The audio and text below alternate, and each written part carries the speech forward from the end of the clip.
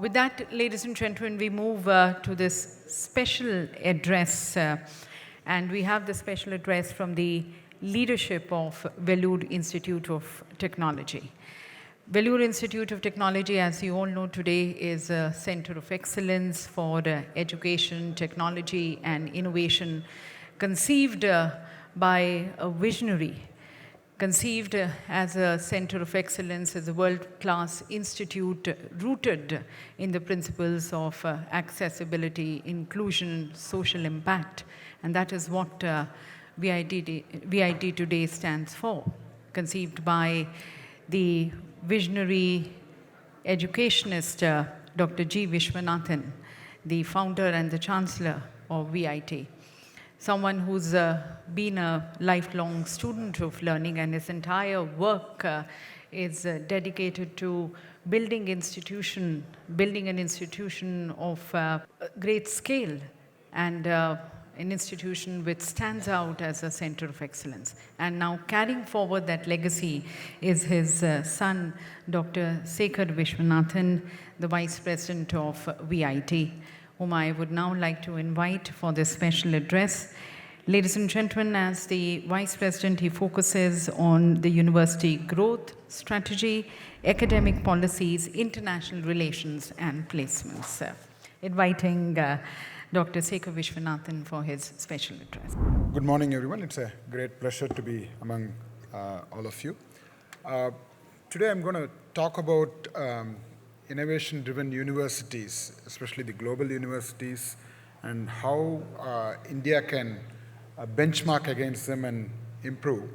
As you all know, we are at an inflection point where we have this transformative policy, the NEP 2020, and for the past 5 years we have been implementing it, and the new bill, the VBSA bill, is tabled in the parliament. It's going to be a major transformative change coming in the country, and of course the other factors such as the digital acceleration and the demographic advantage we have as India.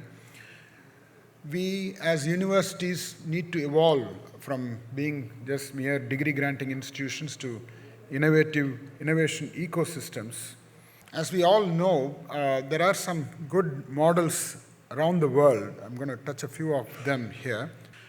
And if you look at them, the leading universities across the globe, they have become centers of research, innovation, entrepreneurship, and policy influence, with deep connections with industry, and they take up societal problems to solve.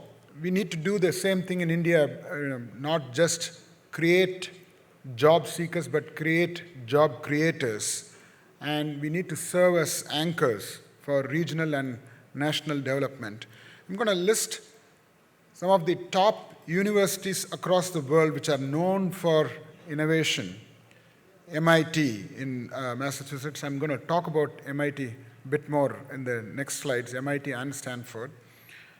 And Harvard, which we all know very well, is also known for innovation, not just their legacy. They have innovation not just in the business school and law school. They have a great medical school, biotech, AI, and public policy.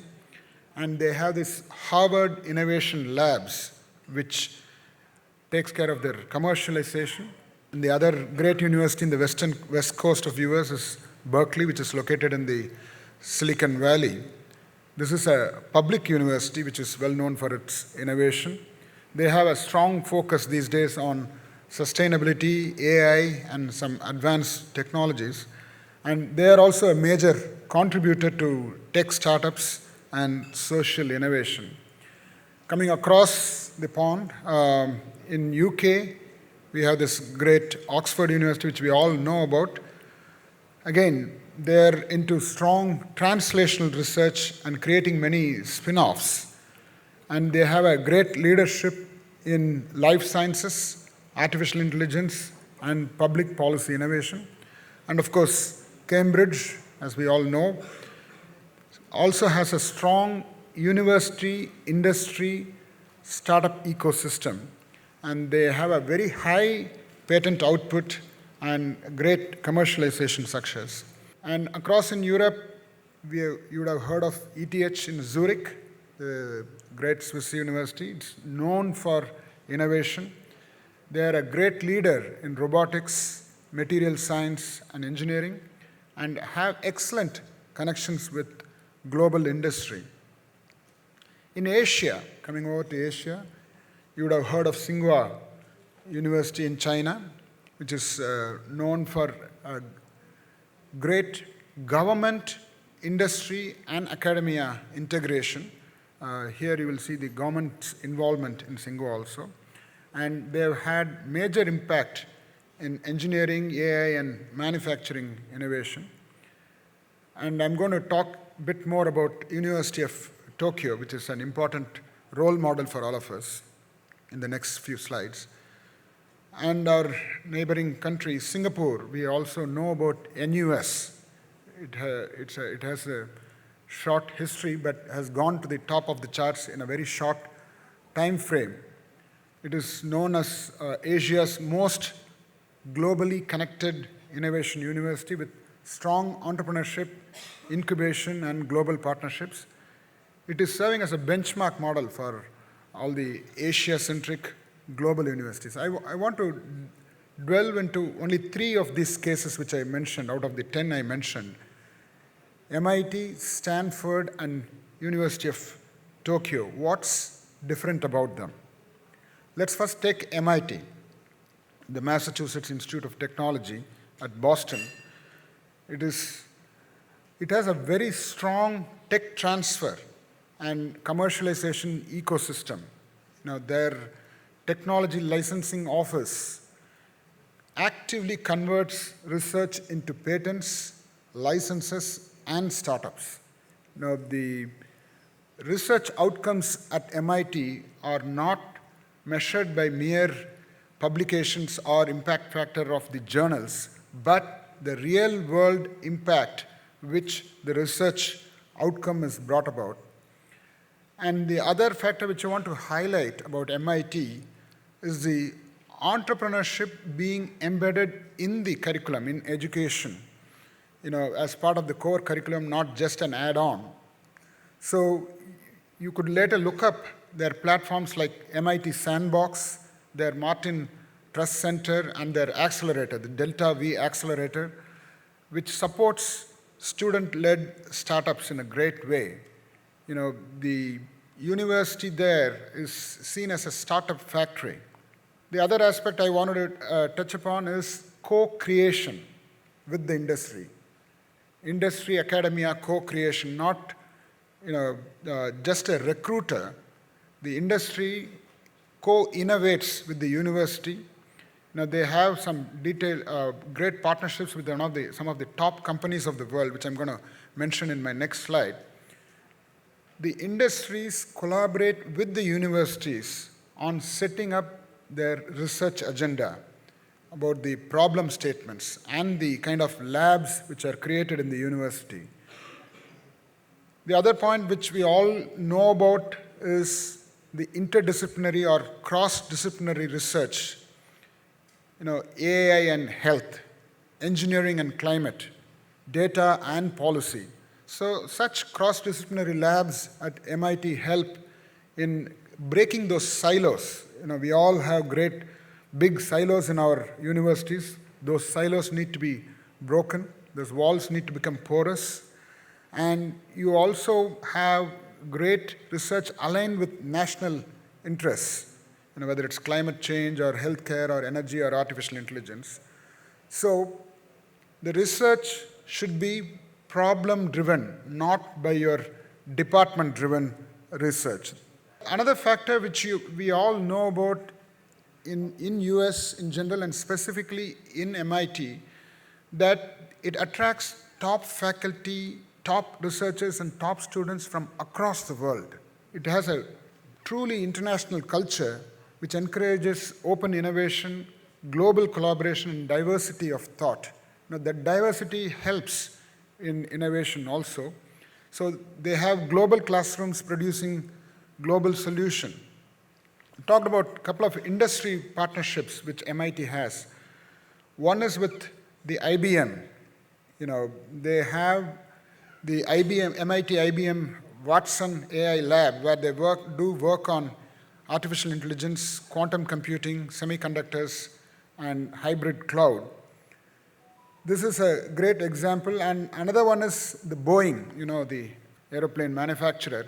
They have aerospace engineering labs, autonomous systems, materials, and manufacturing, which includes joint research and fellowships by Boeing at MIT.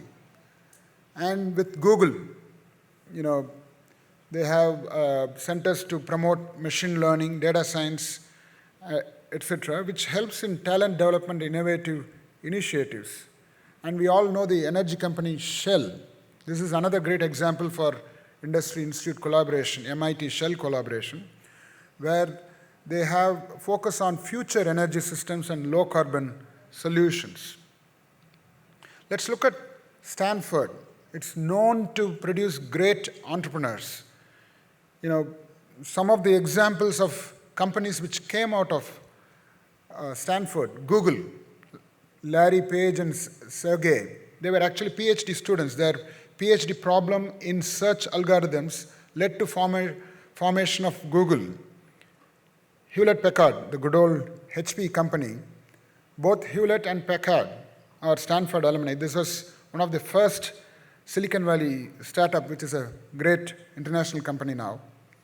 Cisco, Leonard and Sandy, they're actually not only alumni of Stanford, they were working in Stanford. Later, they developed technology which was commercialized using the Stanford developed networking technology. We would have known about Yahoo, Jerry Yang and David Filo. Their research project became yahoo.com. And the latest rage, NVIDIA, the co-founder Jensen Huang, he did his MS in electrical engineering from Stanford. And the company valuation now, they are the leaders in GPU, AI, and high-performance computing.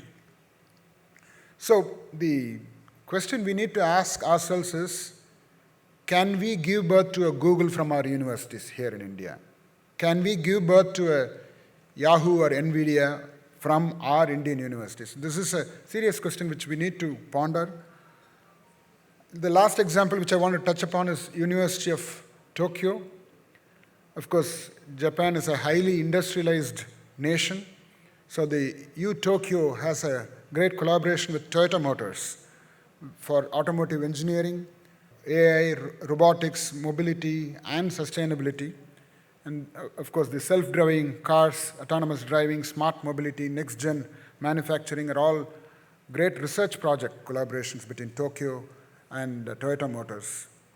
And one of the giant companies of the world, Sony, ties up with Tokyo to work on semiconductors, imaging technologies, AI and digital media, which talks about a lot of creative technologies here.